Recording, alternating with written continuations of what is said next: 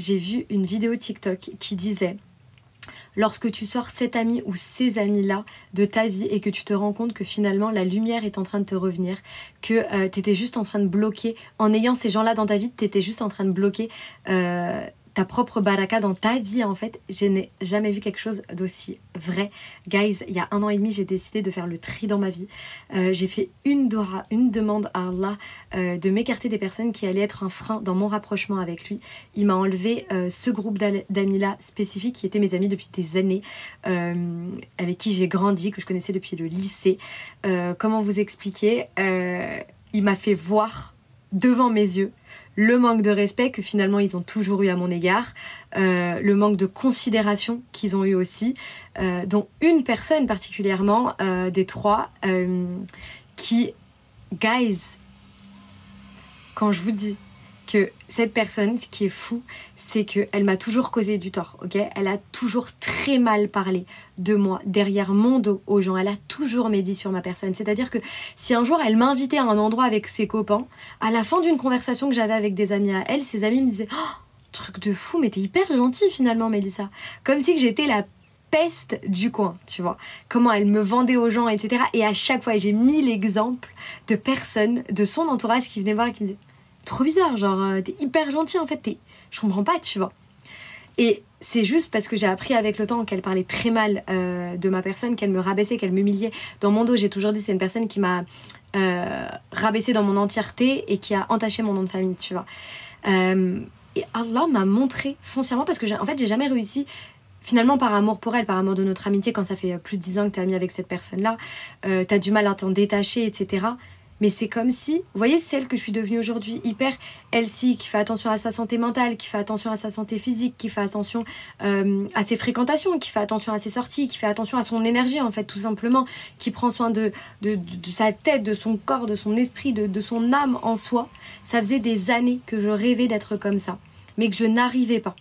Ça arrivait si facilement et naturellement à l'instant T, où je l'ai sorti de ma vie, où je les ai sortis de ma vie. C'est-à-dire que finalement, Allah me bloquait ça parce qu'ils étaient encore là. C'était pas possible en fait d'avancer. Moi, je parle aussi de taux vibratoire, tu vois. En gros, il y a des gens qui ils vont vibrer sur un taux. En fait, une fois que toi, t'as franchi un cap, ok, ces personnes, ils l'ont pas encore franchi, ils ont pas compris encore. Ils sont encore trop...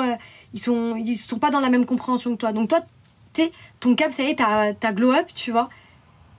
En gros, Dieu, il te débouche un step, tu vois. Toi, t'es à ce stade-là. Tu peux plus, en fait, vibrer avec eux. Vous pouvez plus être sur la même échelle, tu vois. Parce que vous n'avez pas compris les mêmes choses. Vous avez pas été éclairé pour le moment de la même façon. Et c'est pas rabaissant de dire ça d'autrui, hein. C'est que chacun a son rythme et chacun prend le temps de comprendre les choses, évidemment. Mais pour vous dire, c'est que vraiment, depuis que je suis sur ce taux vibratoire-là, en tous les cas, ma vie va tellement mieux, mais tellement mieux. C'est-à-dire que déjà, il n'y a plus de médisance autour de moi. Jamais, vraiment. Quand je vois mes amis, on discute de nos vies, on se raconte nos projets, on s'élève ensemble, elles m'aident beaucoup par rapport à moi, mes projets aussi professionnels, parce que je suis dans l'auto-entrepreneuriat. En vérité, c'est dur là ce que je suis en train de faire, je suis un peu à droite, à gauche, etc. C'est nouveau, c'est pas dur, c'est que c'est nouveau pour moi. Mais elles m'aident énormément, etc. Tout hyper bienveillante dans des conseils, hyper à me tirer vers le haut tout le temps. On parle de choses intéressantes, on parle de nos dernières expos, je sais pas, on parle de trucs hyper cool. On fait beaucoup de sport, on prend tout hyper soin de nous. Quand je vois ce que j'ai quitté et ce que je suis aujourd'hui, les gens que je fréquente, l'énergie, l'aura qu'il y a autour de moi, les beaux messages que je reçois aussi, que ce soit de la communauté TikTok ou sur WhatsApp, etc. Je me dis, mais c'est impressionnant comment Dieu a réussi à tout me décanter juste après ça. Tu sais, comme si, ok, là t'as vu, t'as compris parce que t'as action-réaction. Parce qu'il aurait pu juste me montrer et finalement, j'aurais pas compris et j'aurais été encore nia, encore niaise, non, mais non, à trouver des excuses aux gens. Parce que c'est pas comme si c'était la première fois. Ça, je vous raconte une histoire, c'est hyper anodine. C'est-à-dire que cette personne-là m'a fait ça à plusieurs reprises. Elle m'a fait des mauvais coups à plusieurs reprises, des couteaux dans le dos, elle a causé du tort à ma famille. Bref, il s'est passé vraiment à ma famille et à mon compte en banque en plus de toute façon. Elle a fait énormément de choses. Et j'ai toujours pardonné par amour pour cette personne parce que finalement je l'aimais, etc. Mais là, c'est comme si Dieu, il m'avait montré et que j'étais dans une capacité de comprendre. En gros, j'ai pas fait ok comme d'hab et tout. Ok, c'est rien, maybe. Non, non, non. Non. C'était action-réaction. Ok, je vois, j'entends, je comprends. Bye. Vraiment, le lendemain, c'était réglé. L'histoire, elle était réglée. Pendant 1 an et demi, enfin, ça fait 1 an et demi que ça s'est réglé. Et vraiment, je l'ai jamais dit et je le répéterai jamais assez. Elhamdoulillah. Elhamdoulillah.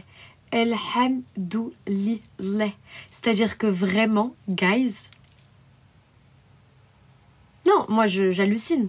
J'hallucine. Je vous fais un avant ma vie avec ces personnes, un après ma vie. Vous me dites, Mélissa, ce n'est pas possible. Comment tu as fait, s'il te plaît? S'il te plaît. J'ai juste capté vraiment les... Dieu m'a montré, pourquoi vous voulez que... Il m'a montré. J'ai fait le topo. Qu'est-ce que ces personnes t'apportent? J'ai pris une feuille. Qu'est-ce que ces personnes t'apportent? De positif et de négatif. C'est-à-dire que, quel est l'intérêt? Et en fait, ce qu'il en sortait, c'était qu'ils sont dans ma vie plus parce que, par amour de... Ça fait longtemps. Mais quand je voyais vraiment ma vie avec eux, bah ils te proposent quoi? Des trucs pas en phase avec celle que toi t'es devenue et encore moins en phase avec celle que tu comptes devenir. Donc, pourquoi tu veux les garder dans ta vie? Il y a une phrase qui m'avait traumatisée pour vous dire à quel point ça allait loin, ces histoires, et à quel point j'étais utilisée dans des trucs où j'avais même pas conscience. Il y a une fois, ça m'avait traumatisée. On était dans un café avec ces personnes-là, ok? Une des filles, en fait, elle voulait sortir, ok? Et à l'époque, moi, je sortais beaucoup, je vous ai dit, je sortais beaucoup, je faisais beaucoup la fête et tout. Et à ce moment-là, je n'avais pas du tout envie de sortir. Moi, j'étais venue boire mon chocolat chaud, je comptais rentrer chez moi à vélo et regarder un film, quoi. Chill, c'était un samedi soir, j'avais pas du tout envie de sortir. Donc, je viens boire mon petit chocolat chaud avec elle. Et elles veulent absolument sortir. Et en fait, elles essayent à donf de me chauffer, tu vois. Mel, s'il te plaît, please, etc. Je dis non, ok, non, c'est mort. En fait, là, je suis venue, moi, dans ma tête, je ne sors pas. Donc, je vais pour rentrer chez moi. Guys, je vais aux toilettes de ce café. Je sors des toilettes. Je les entends parler. Et une d'elles dit, mais du coup, on va dormir où si Mélissa, elle vient pas? En gros, on me demandait de sortir avec elle parce qu'elle savait que moi, chez moi, c'est très chill. On peut rentrer un peu tard et tout et dormir à la maison, quoi. En gros, personne ne va rien dire. Quand je vous dis que ça m'a traumatisée, je me suis dit, ah ouais. Et à ce moment-là, j'avais entendu, et t'es en droit de dire à tes amis, mais t'as pété un câble ou quoi? Ça va pas ou quoi ta tête d'utiliser les gens? Et j'avais rien dit, mais c'était resté dans un coin de ma tête. Vraiment, tellement ça m'avait un peu traumatisée, genre. Hein? Tu sais, au pire, tu rentres chez toi, genre, c'est toi qui veut sortir, meuf? Genre. Bref, tout ça pour vous dire, faites attention à votre énergie et captez vraiment les gens. Il y a des vampires énergétiques sur cette terre et foncièrement, c'est des personnes qui sont pas en phase avec eux-mêmes, qui envient les autres, qui peuvent vous envier pour votre lumière, pour celle que vous êtes foncièrement. Je dis toujours, on envie rarement les personnes pour un bien matériel, on les envie pour ce qu'ils dégagent, pour ce qu'ils sont, pour la lumière qui est autour d'eux, pour leurs objectifs de vie, pour leur niaque, pour leur confort en étant eux-mêmes, leur confort en s'acceptant, leur confort en plein de choses en fait. Et c'est de ça que les personnes envient, et c'est des personnes qui sont foncièrement généralement malheureuses avec eux-mêmes, et c'est pour ça qu'ils envient les autres. La jalousie n'est pas née d'hier, l'envie n'est pas née d'hier. Faites attention à vous, guys, et éloignez-vous des personnes. Dès qu'on vous fait un petit truc, vraiment, éloignez-vous, genre.